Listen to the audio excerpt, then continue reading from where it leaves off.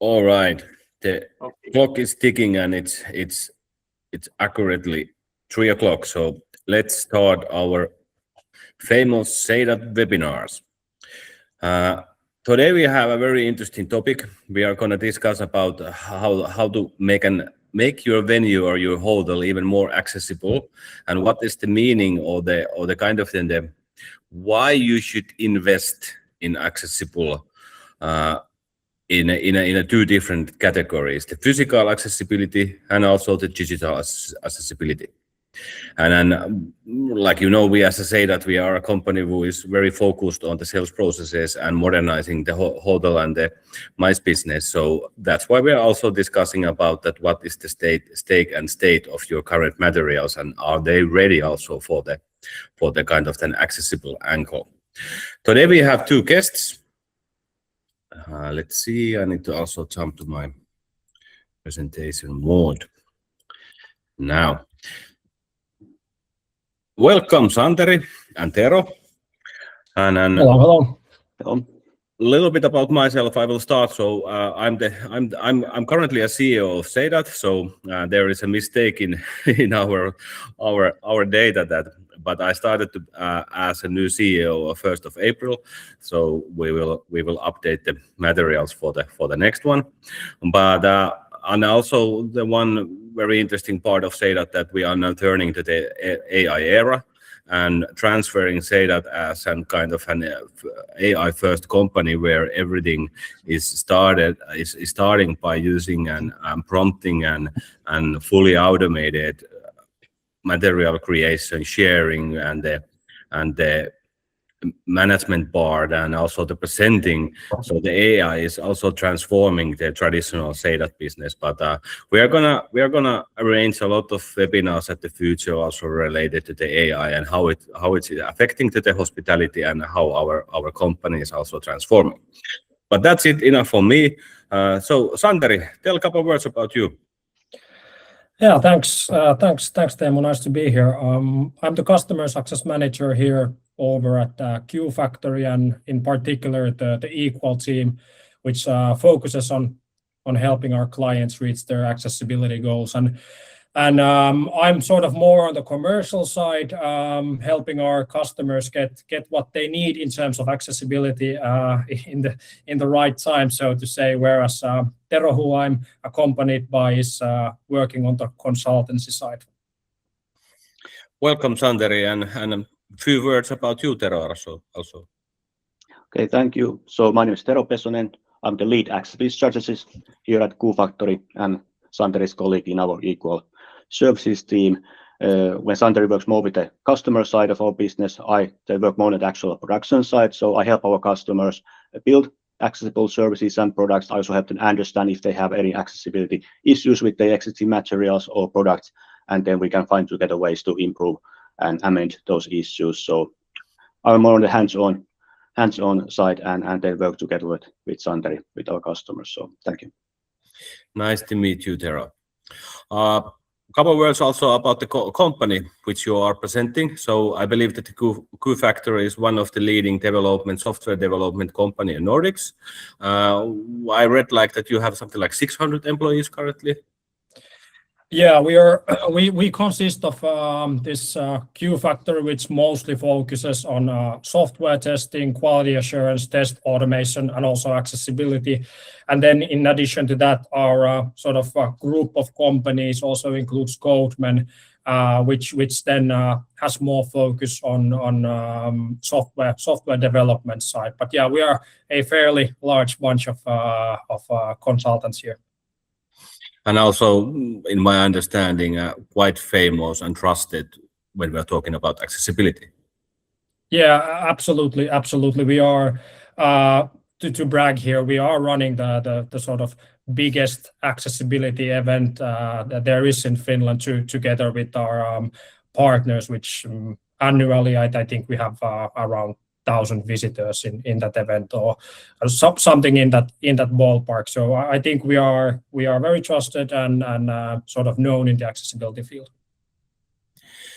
So today's agenda will be what is the accessibility itself and who is it for? why is the accessibility increasingly important in the hotel and MICE business? And what I have also heard that it's going to be and somewhat EY directive, EI guided. So there is also legal side behind of the accessibility. And today you guys will probably tell us a couple of words about that also. And then kind of the common accessibility pitfalls and how to get started with the accessibility. So that will be our today's agenda for next 55 minutes. So let's run, guys. Sounds good. What is the accessibility itself, and for who is it for? You want to jump on this, Tero? Okay, yeah. So when we talk about accessibility, we usually talk about the digital domain, although in English, accessibility also can mean the accessibility of a physical environment. But today, our primary focus is on digital domain. So we are talking about websites, digital brochures, materials, videos, audio content, whatever people consume over internet or online. And why accessibility is important is that we know that different people, when they access this kind of content, they do have different, let's say, attributes, different limitations that they may not be able to consume it as easily as some other people. For example, senior citizens, they may have visual impairment issues, maybe their memory is not as sharp anymore, they may have motor skill issues that they are not so comfortable with, let's say, touch interfaces or mouse use with a desktop computer or laptop. These kind of limitations, they quite significantly impact people when they work with digital devices and the digital content that we are distributing to those devices. And we are currently finding out that the number of these people has been gradually increasing because people do pretty much everything today online. And also then from marketing and sales channels point of view, this is quite relevant because we also know that in the work population, approximately 1 out of 5 people have some degree of accessibility need. So that they may prefer, for example, not to use a mouse with a computer, or they may prefer to use, let's say, speech input with a mobile device, and these kind of needs. Or maybe they want to read subtitles when viewing a video rather than listening to it. So these kind of ways of consuming digital content create what we call the accessibility space or accessibility needs.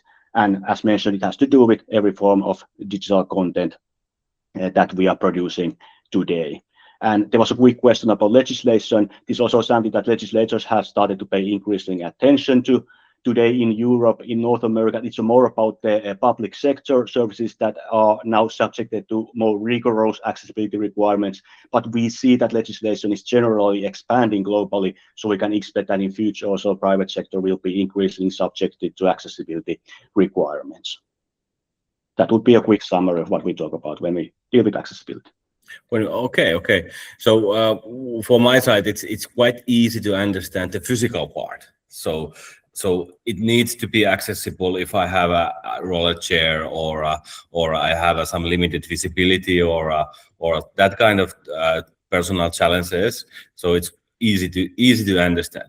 But how about the digital side? What it exactly means? So websites are usually defined by designing and attracting people, and if I have a challenge to kind of find a kind of separate different colors, etc., because I have by the way, I have a like -2 and some fragmented vision, so I'm also a part of the same group.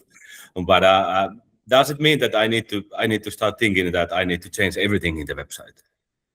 No, it doesn't mean that you need to start changing everything. Actually, when we work with our customers and accessibility, we usually identify what are the most pressing issues that might be causing accessibility issues to people, and then we find what is the best way to solve that issue, for example, without in any way violating their own branding or styling or the user experience that they want to pursue. And we find usually that if you're working with like talented people, you are able to always kind of incorporate everything that you want from style and user experience point of view while still honoring people's accessibility needs. So whether that's like a little bit better contrast for some text and images, or whether that's like supporting some technical aspects under the hood that allows them to use some assistive technology, those can be with today's technology, we can incorporate them completely, sort of transparently, say that other users who do not need those requirements, they are not impacted by them at all.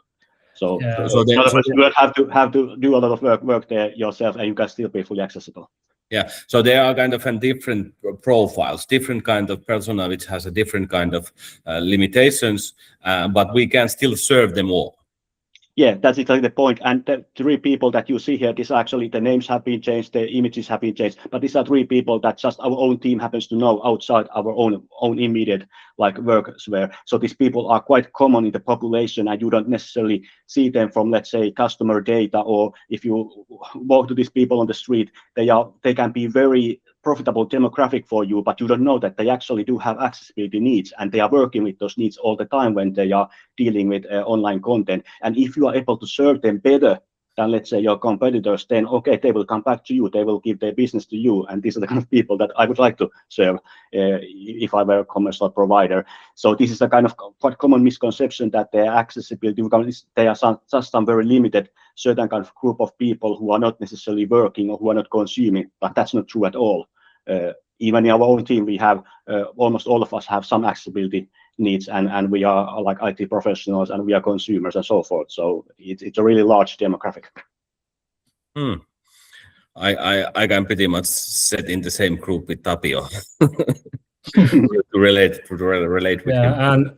And to sort of jump to the earlier point about sort of how does accessibility work in practice then in the digital space. I think it's important to note that there is this common misconception that accessibility is, or being accessible is boring, that the sort of visual side of things is becoming very bland, or things are becoming overly boring and simple. And that's not actually true at all. We're just making sure that, we have such contrasts that people can read the text, that the page works as intended if people are using assistive technology. And that doesn't have anything to basically do with the visual experience or whatever the brand wants to provide to customer. And this is something that I still hear when I'm talking to people who are sort of outside of the domain of accessibility. But I feel like over the years that I've worked with accessibility, the sort of this sort of myth is becoming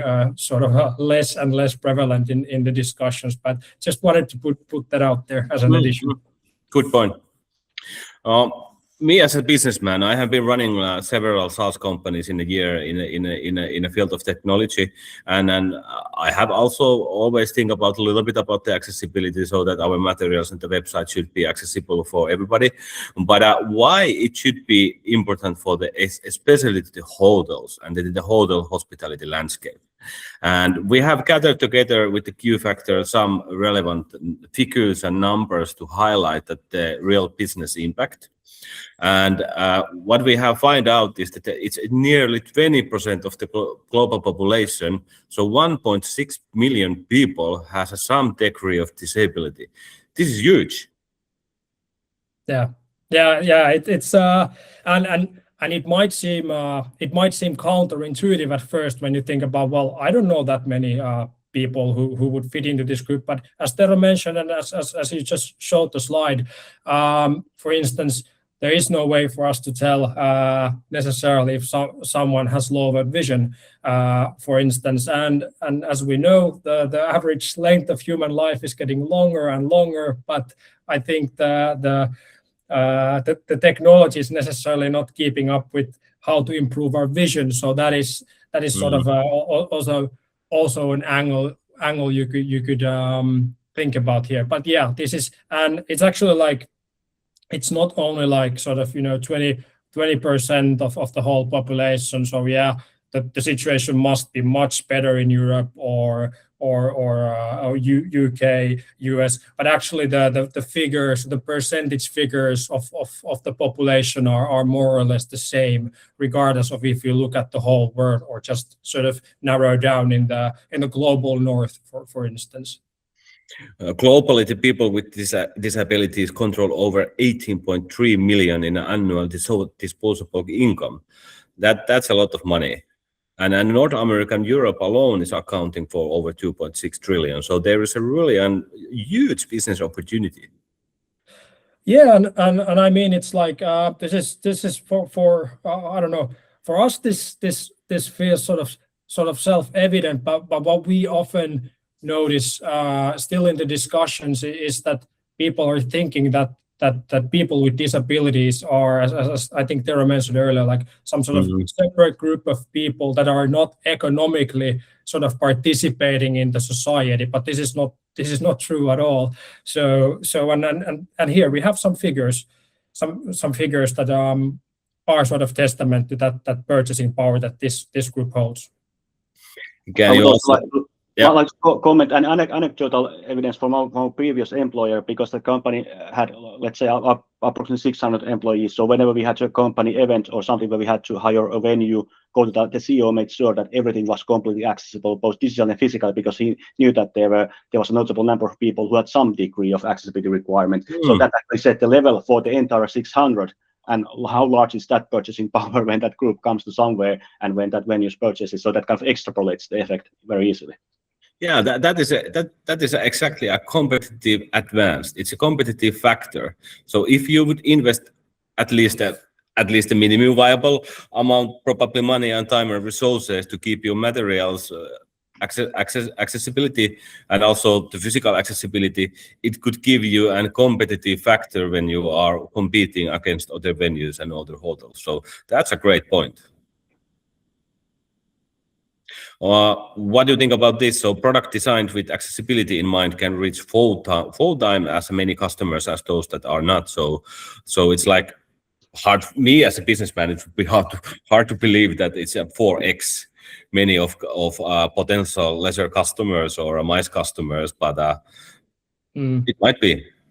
Yeah, and this is again sort of general. Sort of, if we can generalize this to sort of different industries, different sectors, but there are studies that are actually showing that when our services are accessible, we are not discriminating anyone. We do allow then people who are using assistive technology, who have lowered vision, who have motoric impairment, for instance. We allow those people to sort of partake in business and commerce with us, and then hence we expand our reach actually quite significantly. Also, this is backed data, by the way, from you guys. You sent this data for us. So 91% professionals say accessibility improves the user experience, which helps to boost the conversion and engagements naturally. 90% says it's increased customer satisfaction, which leads to repeated visits and long-term loyalty. So most likely the RevPAR and the ADR would grow in hotels. These are, by the way, hospitality words. They in hospitality business, we usually kind of measure the average price per room. That is kind of one of the main metrics, OPEX, etc. So if you really could affect on the customer satisfaction, it immediately shows in your numbers. So that's why it's very important. 81% say it's also strengthens the retention. So meaning customers are more likely to stay and renew and engage over the time. So it's easy to believe.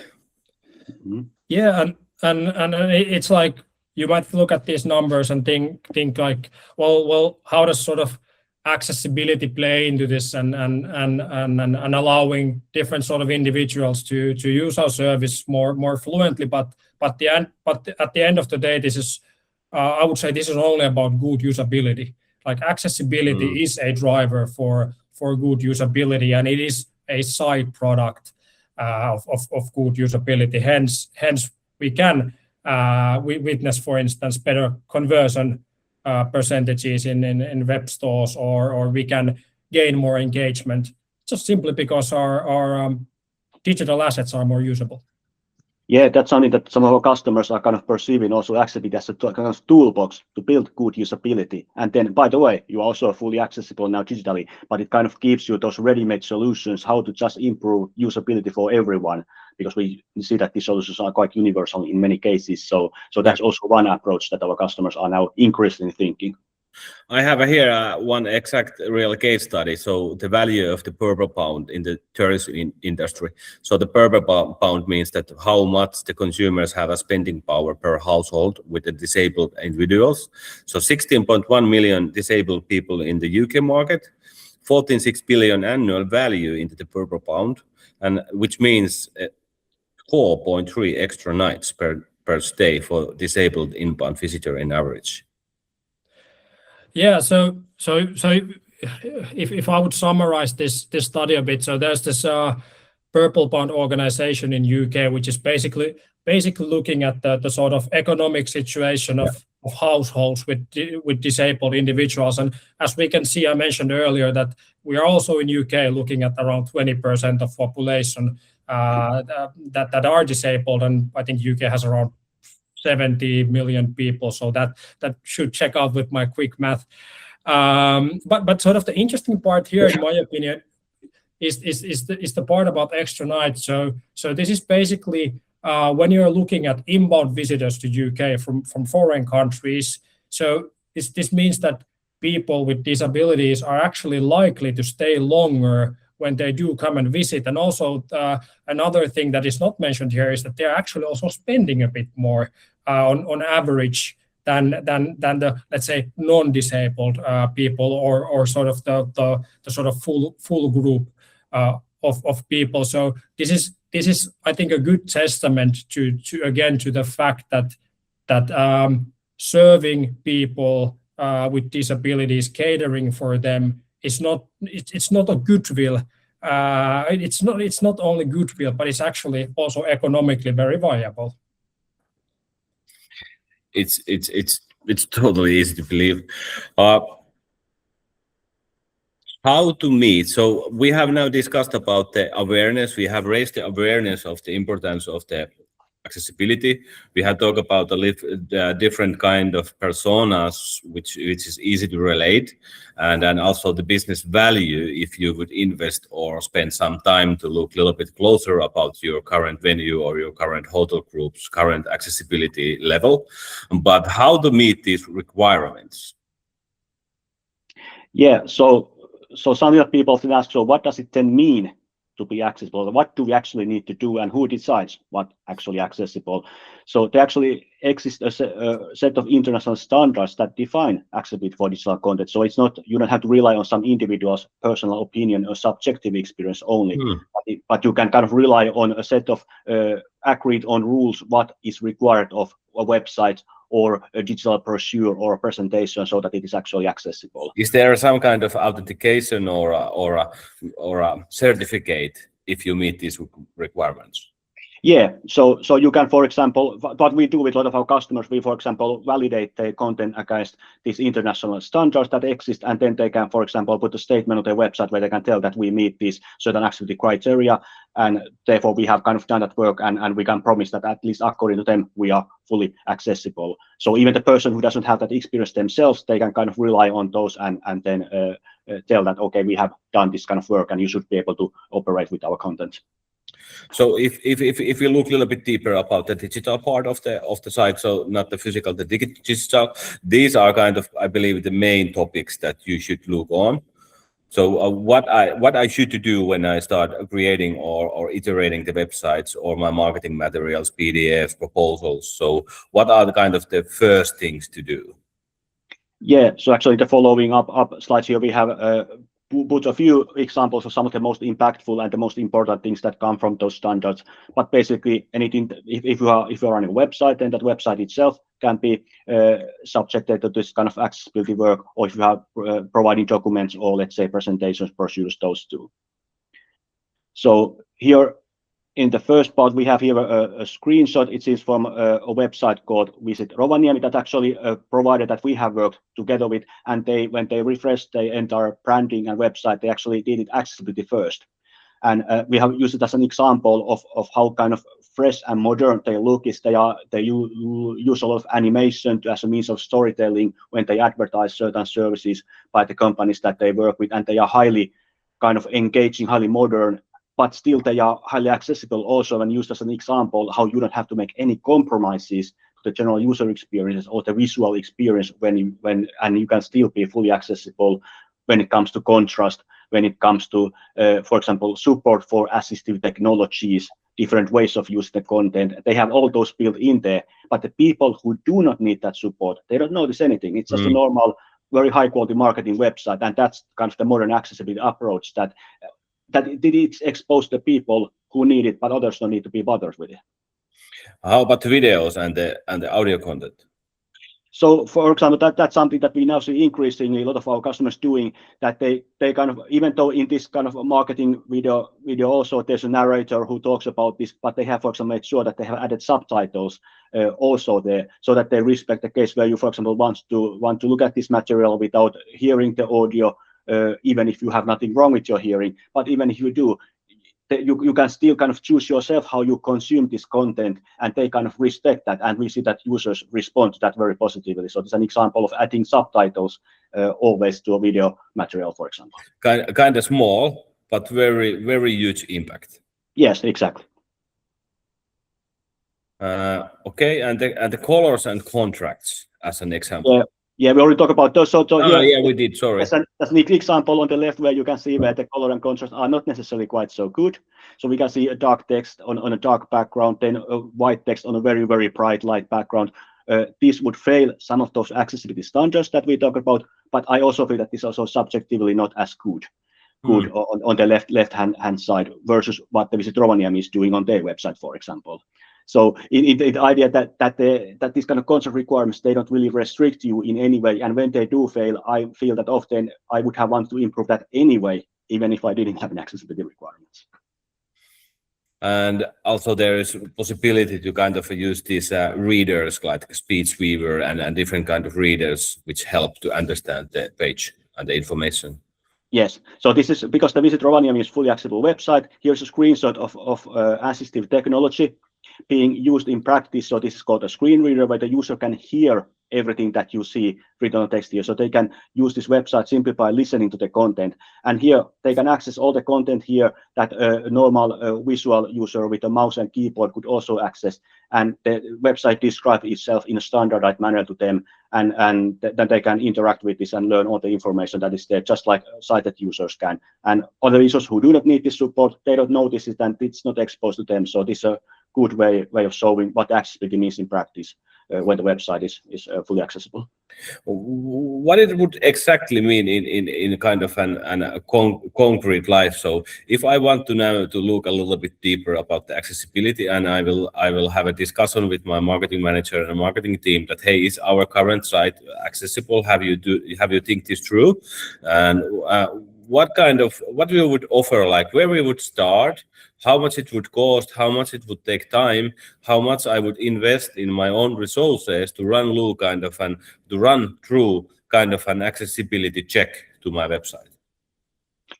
Yeah, maybe Santeri, you can add to that, but what we would do in that case when talking with our customer, we would, for example, if they don't have any idea what the status of the accessibility, okay, we can like audit your content, maybe it's the website only, maybe it's the website and some other material that you are also distributing. So we would start with an accessible audit with you. Yeah, so auditing where we have the bottlenecks and everything, places where we would start and make the change very fast and soon, and maybe then the bigger ones later, or things which are not impacting so much. Yes, we would definitely we would understand what is your like motivation for the accessibility work, and then we can, for example, prioritize for you just like very low hanging fruits, what you can do really easily and very inexpensively to do, with have really big impact nonetheless. And then we can, if you want to still like improve further from there, we can look at those things later with you, and we can provide that kind of information for the customer, depending what their business need is regarding accessibility. So we can audit in very different kind of ways and provide that kind of reporting to them, and then also help them make those changes if necessary, if they are limited, they own technical problem. So that is a kind of concrete example, but I'm also, because I'm a businessman, I'm so interested about this. So how much it would take? So how much I would invest? Yeah, to get started. Kind of ballpark. You don't need to say exact price, but some level ballpark. That what is the typical kind of price tag? Yeah. I'll start with the typical salespeople sort of speech by saying it depends, but I would say that in general, if we're looking at an average customer of ours who, let's say, they wouldn't have any idea how they are doing in terms of accessibility, they want to get started somewhere, right? So they would most likely want us to do the audit, as Tero described there. And for the most average website, I would say we're looking at, I don't know, maybe 7 days of expert work. So what would that be then? We're talking about thousands of euros, but we are not talking about tens of thousands of euros. And maybe to add to that, it's I would say that accessibility audit, it's also just the starting point of accessibility work. We're getting the snapshot of how we're doing at the moment and where we should take our work there.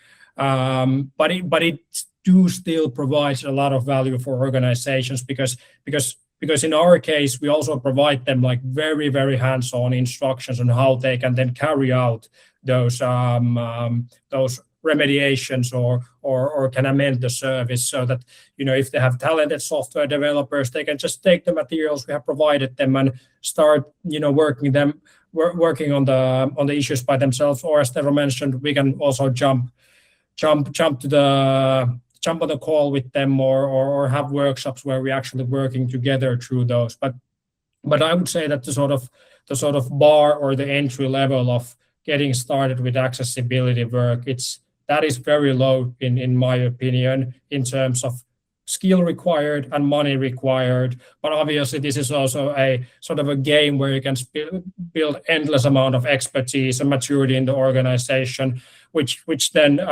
will probably cost a bit more. But as we saw before, there are business benefits to it as well. Okay, we will start from the auditing and we will find out the pitfalls, kind of the bottlenecks, etc. So is there any way, have you calculated together with Rovaniemi or with some other customer that what has been the return of the invest? You want me to jump on that, Tero? Yeah. Because I did personally in our team work with that project. So sure. So I would say that the return on the investment sort of side of things would be best to sort of look at the material that we saw before, because it's like we can't really conduct this sort of A/B testing with our client, like sort of this is not accessible and this is accessible, and then we could sort of compare and see what kind of business it drives. But there are examples and plenty of them where we can see, for instance, that there's a big public organization that is getting sort of sick of getting like loads of calls and loads of emails on topic on which they should have information on their website, but that is for not some reason reaching the customers. After they do accessibility audit, they do some fixing, they realize that something has changed. We're actually not getting as many people reaching out to us about this information anymore. So this is, in my opinion, like a very concrete example of where you can sort of testify that change. And this is this particular example that I'm speaking of. I don't have the numbers in my head. It has been lowering the customer inquiries, the customer feedback, and the customer service. Yeah, we have actually one of our customers provided a number of 70%, that 70% decrease in sort of trivial phone call inquiries for information that could now be found from the website, like independently. So that was something that was really quite staggering, because 70% decrease in where your own people need to be answering phone instead of doing something more productive. That's quite significant. So that was a very, very desirable outcome. Another customer of ours that we're providing this kind of service map type of website that's very complicated, very difficult for everyone to use. They actually, when we rebuilt the website with them with accessibility first kind of approach, they actually won a UX design award afterwards. And the design award wasn't for accessibility; it was just generally for good usability. So the accessibility supported and enabled better usability for everyone than the previous version had. So those are the kind of impacts that we are able to see. But as Santeri said, it's difficult to compare because we don't have like a version alongside that didn't do any improvements, because of course the customers only provide the best version that they have. But these are kind of indirect sort of metrics. This might be too much to ask, but do you have any example websites that if I give you a presentation rights, can you show us some customer demos? I don't know what we have rights to show or not here on the top of my head. So yeah. If you have any references, so. Yeah, but maybe we could probably return to you, maybe provide something. Yeah, and we can also send material to the viewers afterwards, where we could add some customer cases. Yeah. Yeah, absolutely. Yeah. Is there anything else which comes to your mind related to accessibility? We have been discussing about mostly from the digital part, but how about the exact physical accessibility? How you support and could help hotels with that? Maybe Tero, you have, like, we are mostly focused on the digital domain of things. Okay. But we are working with let's say ticket machines and these kind of physical devices that you see out there sort of in the wild, and making sure that those are catering for all sorts of different users. So maybe Tero, that could be sort of an interesting example from the physical world where you have personally worked, and what kind of results we have seen from that. Yeah, obviously, because today we increasingly people don't necessarily see the physical and the digital so separate anymore, because for the customer's point of view, the kind of purchase kind of path or chain, it may start or end from digital or physical domain, but for the customer's point of view, it's still the same service, but same provider. So there shouldn't be any gaps between them, of course. So obviously you want to adhere to both the physical and digital accessibility. But one project where we got really good results, I was working with the National Railway Company. They are here in Finland, and they wanted to completely rebuild their ticket machines from ground up to be more user-friendly, and to allow also people to buy tickets more fluently and more quickly at the busy trainway stations.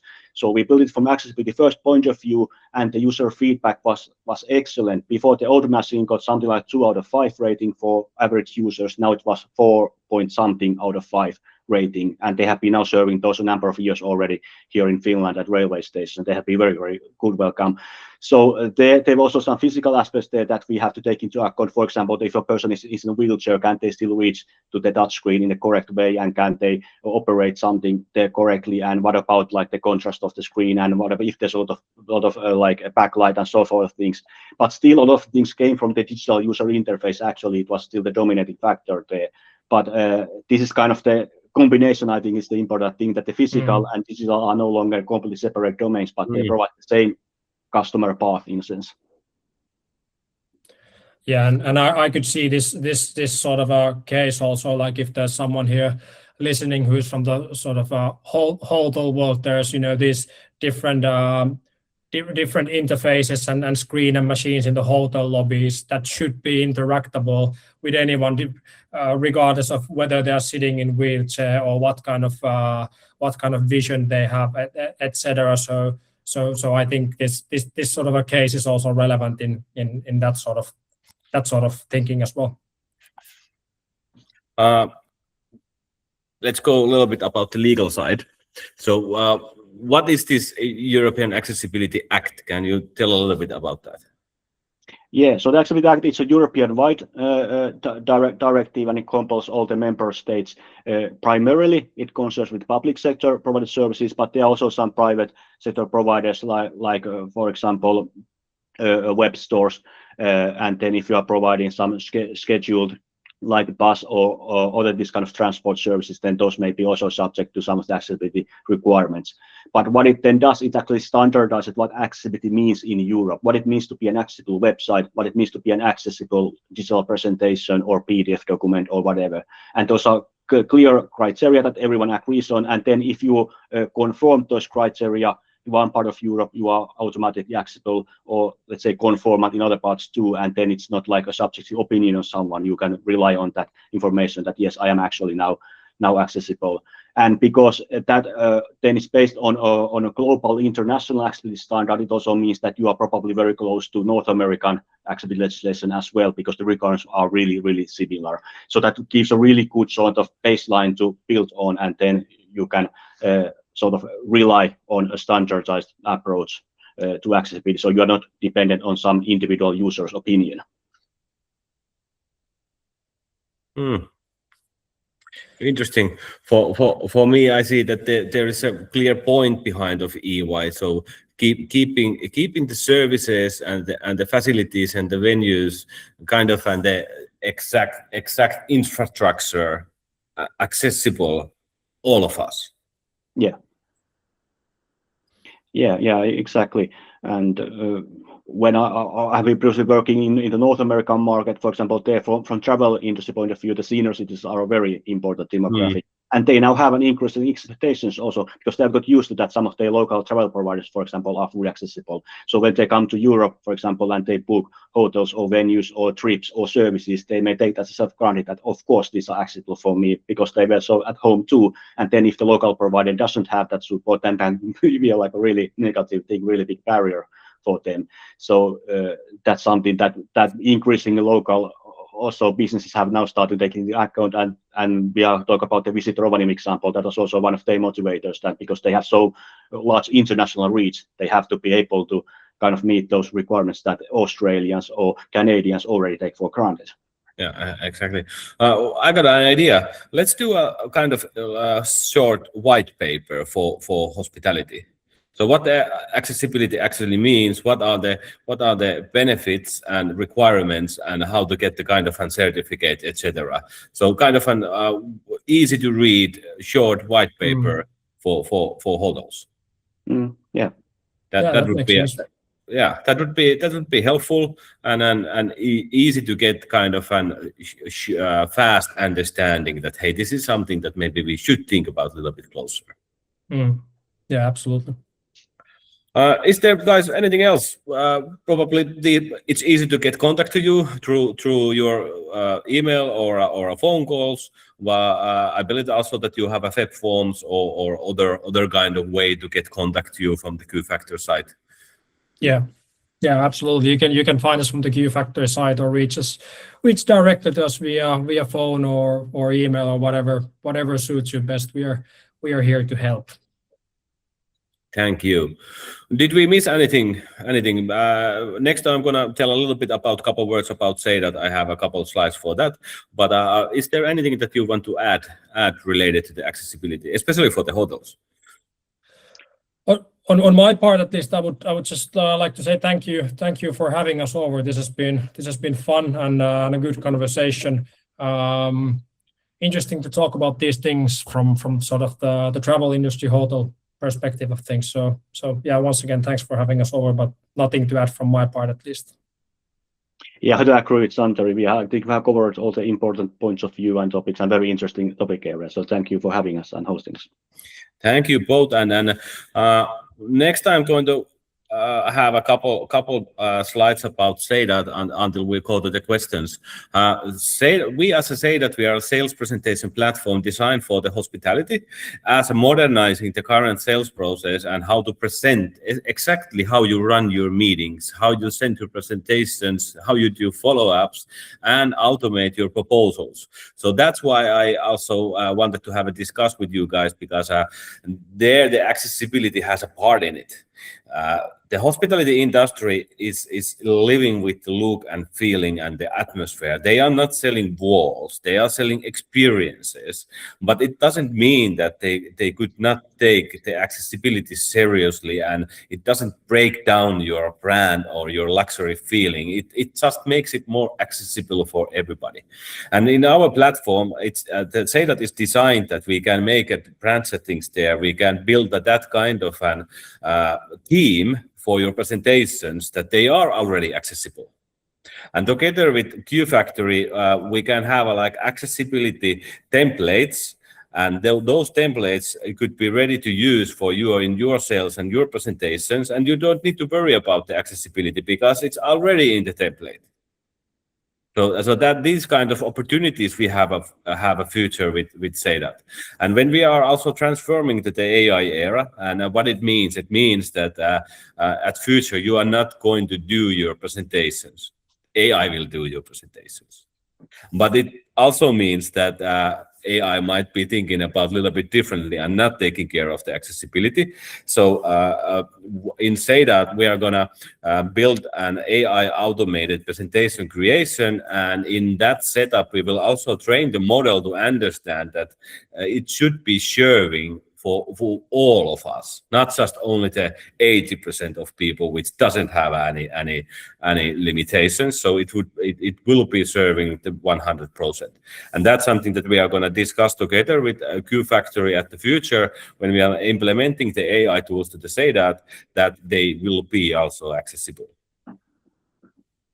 The one idea behind Seidat is also that everything is combined in the same platform. All your sales materials from all your current properties and the venues and the locations.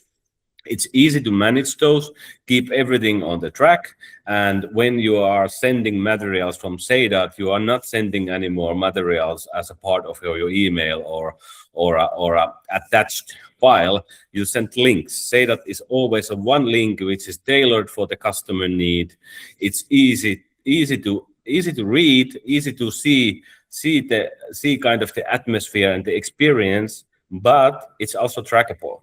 So when we are using a kind of modern sales tools like Seidat, we can have analytics and data that how the end user, what kind of venues, what the end user has been looking for, where they have spent more of their time.